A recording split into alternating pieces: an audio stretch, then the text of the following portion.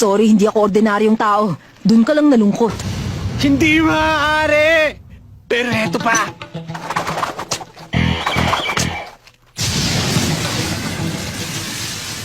Thunder Snake!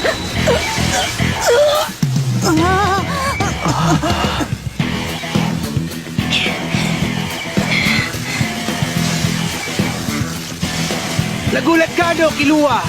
Ikaw pa lang unang nakalaban ko na nakakita ng paggalaw ng latigo ko. At bilang pagbati ko sa'yo, may premyo ka! 1,000,000 voltahe mula sa pinagsamang current ng 2 latigo ko! Kahit ang pinakamalalaking tao, kapag natuklaw ng mga latigo ko, napaparalisa!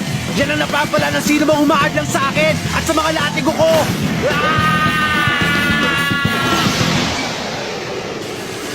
Ito lang ba? Kasama to sa training ko sa amin kaya sanay na ako.